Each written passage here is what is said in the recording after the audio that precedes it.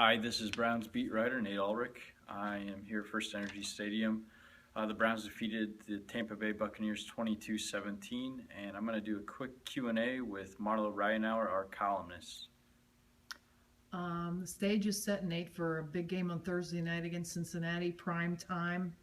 I'm just wondering, how do you feel the Browns are going to hold up in that one? Well, the Browns are 5-3 for the first time since 2007. It's their best record at the midway point of the season since then. They're 4-1 at home. Obviously, they're not going to have that advantage when they're traveling to Cincinnati, so that's going to be obstacle number one. The quick turnaround both teams have to deal with, but that's always a big obstacle. And the Browns, they're a little banged up right now. Pro Bowl tight end Jordan Cameron didn't play today against the Buccaneers because of the concussion he suffered last week against the Raiders. I think he'll probably be out Thursday because of that short turnaround. And then you had, some other injuries today. Justin Gilbert was tested for a concussion, but he does not have a concussion. So, he should be able to go. But, Andrew Hawkins, I know he's been the leading receiver for the Browns this season. He, was in and out of the lineup in the second half after suffering a leg injury. And then Johnson Batamosi is obviously a special teams ace who makes a lot of things happen, and he had a concussion today. So there are some injuries, and that's part of it. And then, another thing I look at is, the Browns have won 4 of the past 5 games.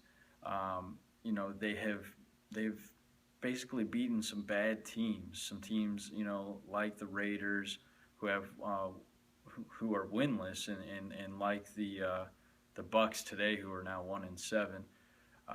And Cincinnati is 5-2-1. They're in the lead in the division standings. The Browns are a half game out of first place in the AFC North. So it's a real quality opponent on the road in prime time, and the Browns are going to have to do some things better if they want to beat a team of that caliber on the road in a big matchup. And I think it starts with getting the running game back on track, which has been a problem in the last 3 games.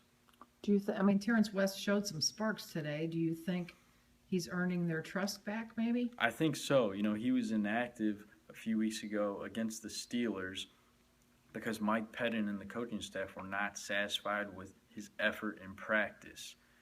And, man, he's really turned it around and showed up today against the Buccaneers. He had 3 big plays. First one isn't going to show up in the stat sheet, and that is that he picked up a blitz from all-pro weak side linebacker Levante David. David was zooming toward Brian Hoyer, and Terrance launched himself like a missile, dived right into David, picked up the blitz, allowing Brian Hoyer enough time to look at the second read as progression, and he saw Taylor Gabriel wide open, hit him in stride in the front of the end zone for the game-winning 34-yard touchdown in the fourth quarter. That was huge. Also, in the third quarter, there was a 4th and short after a neutral zone infraction by Tampa Bay.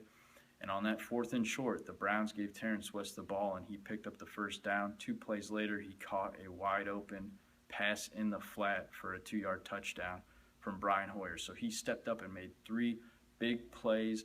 And even though the running game needs to improve, this is a positive sign, and hopefully they can get Terrance West going, and he can really live up to the expectations that they placed upon him when they spent a 3rd-round pick on him. Last question. What concerns you more? Is it the offense, the Browns' offense, or shutting down A.J. Green and Sanu and big play guys like the Bengals have? Well, those big play receivers are always concerning, but I would say the offense is more concerning at this point because even though, Brian Hoyer has made the clutch plays, enough clutch plays to win the past 2 games, he has been served up these golden opportunities by the defense against the Raiders and then by the special teams today against the Buccaneers. Craig Robertson's deflected punt gave the Browns a first down at the Tampa Bay 35, and then after a gain of 1 on a run by Terrance West, Brian Hoyer hit that 34-yard touchdown pass we were talking about to Taylor Gabriel. But the offense, it's been, hit or miss and sputtering at times. The home crowd here was booing after 2 consecutive 3-and-outs in the third quarter, which I think is a bit, premature, knee-jerk reaction and ridiculous when you consider that Brian Hoyer and the offense have 3 comeback wins this season in the fourth quarter, including today. And he had one last year, so he has 4 career fourth quarter comeback wins. But anyways, I do know that there's frustration not only from the fans but on Hoyer's part and the offense's part, and they want to be clicking all the time, and they haven't been. Whereas the defense has a lot of momentum. The defense has played really well lately. The defense played well against the Raiders and played well today. Those big, tall, 5-foot tall receivers, those guys like Mike Evans and Vincent Jackson created mismatch problems, but the defense held its own. And you got a lot of playmakers on that side of the ball. So I like that matchup against A.J. Green and those guys, and I am a little concerned about the offense because they've got to show something and get back on track.